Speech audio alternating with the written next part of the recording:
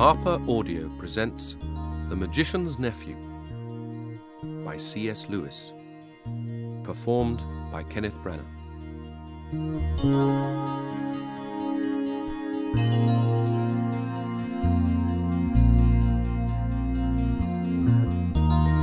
Chapter 1.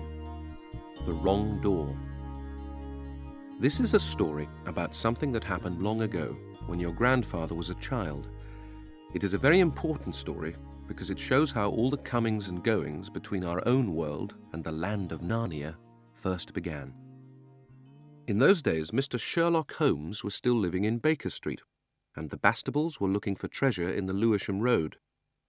In those days, if you were a boy, you had to wear a stiff Eton collar every day, and schools were usually nastier than now, but meals were nicer. And as for sweets, I won't tell you how cheap and good they were, because it would only make your mouth water in vain. And in those days there lived in London a girl called Polly Plummer. She lived in one of a long row of houses which were all joined together. One morning she was out in the back garden when a boy scrambled up from the garden next door and put his face over the wall. Polly was very surprised, because up till now there had never been any children in that house, but only Mr. Kettley and Miss Kettley, a brother and sister, old bachelor and old maid, living together. So she looked up, full of curiosity. The face of the strange boy was very grubby. It could hardly have been grubbier if he had first rubbed his hands in the earth and then had a good cry and then dried his face with his hands. As a matter of fact, this was very nearly what he had been doing. "Hello," said Polly. "Hello," said the boy. "What's your name?" "Polly," said Polly. "What's yours?" "Diggory," said the boy. "I say, what a funny name," said Polly. "It isn't half so funny as Polly," said Diggory. "Yes, it is," said Polly. "No, it isn't," said Diggory. "At any rate, I do wash my face," said Polly, "which is what you need to do, especially after—" And then she stopped. She had been going to say, "after you've been blubbing," but she thought that wouldn't be polite. "All right, I have then," said Diggory in a much louder voice, like a boy who was so miserable that he didn't care who knew he had been crying. "And so would you," he went on, "if you'd lived all your life in the country and had a pony and a river at the bottom of the garden and then been brought to live in a beastly hole like this." "London isn't a hole," said Polly indignantly. But the boy was too wound up to take any notice of her, and he went on. "And if your father was away in India and you had to come and live with an aunt and an uncle who's mad, how would you like that? And if the reason was that they were looking after your mother, and if your mother was ill, was going to die—" Then his face went the wrong sort of shape, as it does if you're trying to keep back your tears. "I didn't know. I'm sorry," said Polly humbly. And then, because she hardly knew what to say, and also to turn Diggory's mind to cheerful subjects, she asked, "Is Mr. Kettley really mad?" "Well, either he's mad," said Diggory, "or there's some other mystery. He has a study on the top floor, and Aunt Letty says I must never go up there. Well, that looks fishy to begin with. And then there's another thing.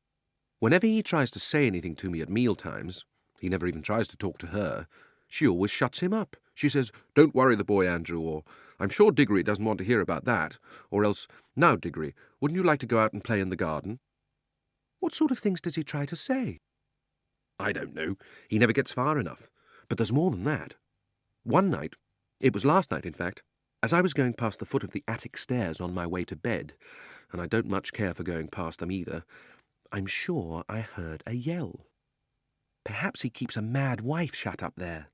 Yes, I've thought of that. Or perhaps he's a coiner. Or he might have been a pirate, like the man at the beginning of Treasure Island, and be always hiding from his old shipmates." "How exciting," said Polly. "I never knew your house was so interesting." "You may think it interesting," said Diggory, "but you wouldn't like it if you had to sleep there. How would you like to lie awake listening for Uncle Andrew's step to come creeping along the passage to your room? And he has such awful eyes." That was how Polly and Diggory got to know one another. And as it was just the beginning of the summer holidays, and neither of them was going away to the sea that year, they met nearly every day. Their adventures began chiefly because it was one of the wettest and coldest summers there had been for years. That drove them to do indoor things. You might say indoor exploration. It's wonderful how much exploring you can do with a stump of candle in a big house or in a row of houses. Polly had discovered long ago that if you opened a certain little door in the box-room attic of her house, you would find the cistern and a dark place behind it, which you could get into by a little careful climbing. The dark place was like a long tunnel, with brick wall on one side and sloping roof on the other. In the roof there were little chinks of light between the slates. There was no floor in this tunnel. You had to step from rafter to rafter, and between them there was only plaster.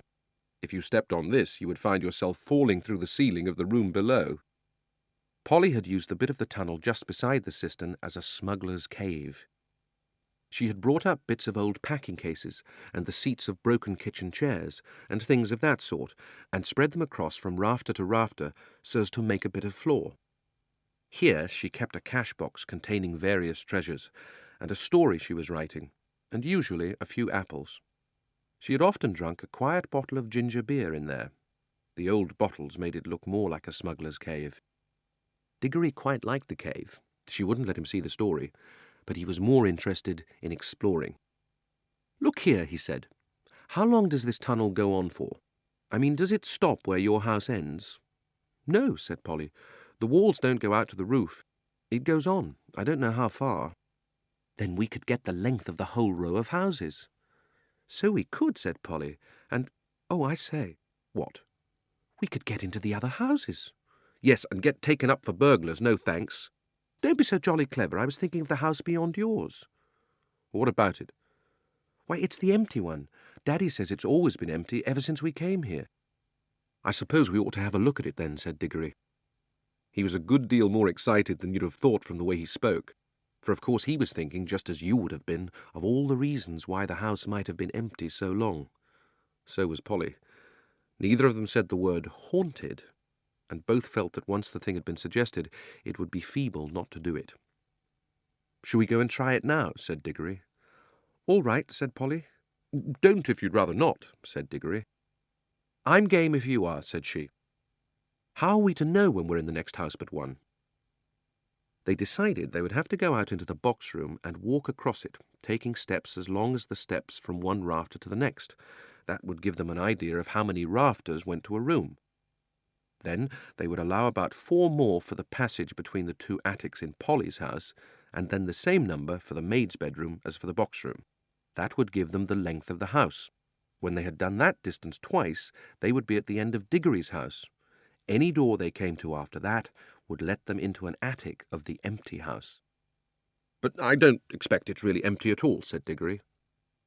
"What do you expect?" "I expect someone lives there in secret, only coming in and out at night with a dark lantern. We shall probably discover a gang of desperate criminals and get a reward. It's all rot to say a house would be empty all those years unless there was some mystery."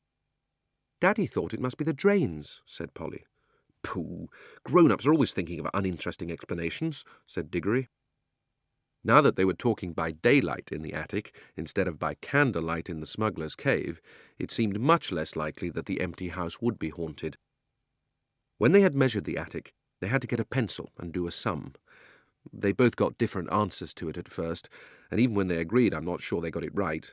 They were in a hurry to start on the exploration. "We mustn't make a sound," said Polly, as they climbed in again behind the cistern. Because it was such an important occasion, they took a candle each. Polly had a good store of these in her cave. It was very dark and dusty and draughty, and they stepped from rafter to rafter without a word, except when they whispered to one another, "We're opposite your attic now," or "This must be halfway through our house." And neither of them stumbled, and the candles didn't go out, and at last they came where they could see a little door in the brick wall on their right.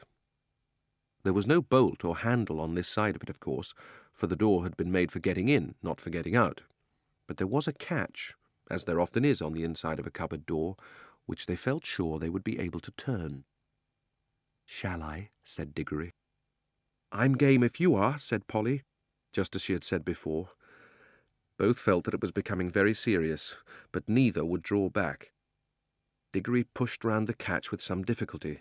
The door swung open, and the sudden daylight made them blink.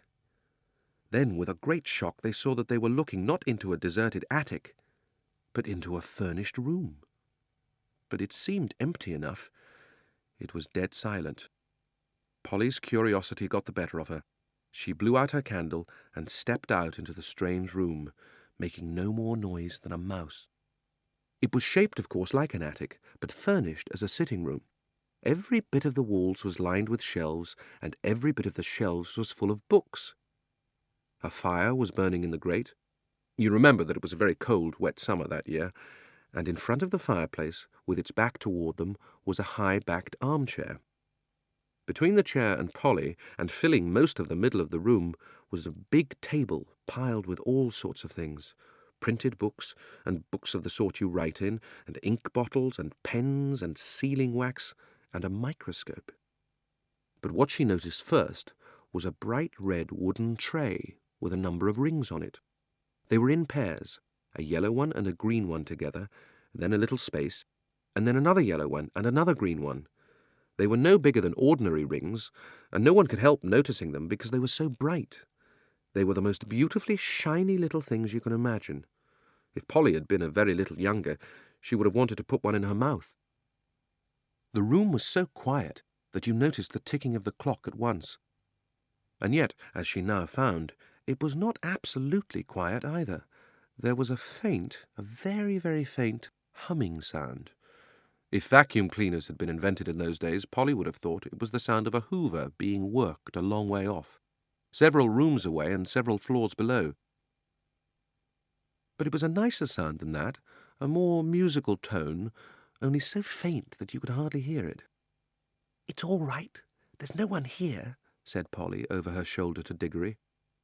She was speaking above a whisper now, and Diggory came out, blinking and looking extremely dirty, as indeed Polly was too. "This is no good," he said. "It's not an empty house at all. We'd better leave before anyone comes." "What do you think those are?" said Polly, pointing at the coloured rings. "Oh, come on," said Diggory, "the sooner—" He never finished what he was going to say, for at that moment something happened.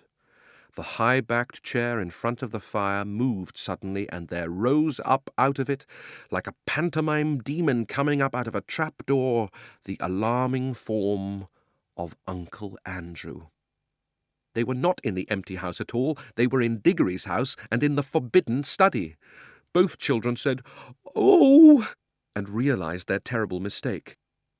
They felt that they ought to have known all along that they hadn't gone nearly far enough. Uncle Andrew was very tall and very thin. He had a long, clean-shaven face with a sharp nose and extremely bright eyes and a great tousled mop of grey hair. Diggory was quite speechless, for Uncle Andrew looked 1,000 times more alarming than he had ever looked before. Polly was not so frightened yet, but she soon was. For the very first thing Uncle Andrew did was to walk across to the door of the room, shut it, and turn the key in the lock.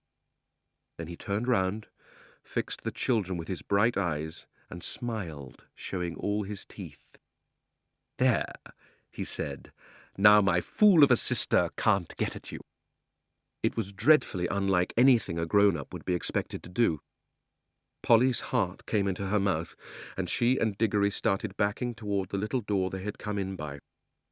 Uncle Andrew was too quick for them. He got behind them and shut that door too, and stood in front of it. Then he rubbed his hands and made his knuckles crack. He had very long, beautifully white fingers. "I am delighted to see you," he said. "Two children are just what I wanted." "Please, Mr. Ketley," said Polly, "I've got to go home. Will you let us out, please?" "Not just yet," said Uncle Andrew. "This is too good an opportunity to miss. I wanted two children. You see, I'm in the middle of a great experiment. I've tried it on a guinea pig, and it seemed to work. But then a guinea pig can't tell you anything, and you can't explain to it how to come back." "Look here, Uncle Andrew," said Diggory. "It really is dinner time, and they'll be looking for us in a moment. You must let us out." "Must," said Uncle Andrew. Diggory and Polly glanced at one another. They dared not say anything, but the glances meant, "Isn't this dreadful?" and "We must humour him." "If you let us go for our dinner now," said Polly, "we could come back after dinner." "Ah, but how do I know that you would?" said Uncle Andrew with a cunning smile. Then he seemed to change his mind. "Well, well," he said, "if you really must go, I suppose you must. I can't expect two youngsters like you to find it much fun talking to an old duffer like me." He sighed and went on. "You've no idea how lonely I sometimes am. But no matter, go to your dinner. But I must give you a present before you go. It's not every day that I see a little girl in my dingy old study, especially, if I may say so, such a very attractive young lady as yourself." Polly began to think he might not really be mad after all.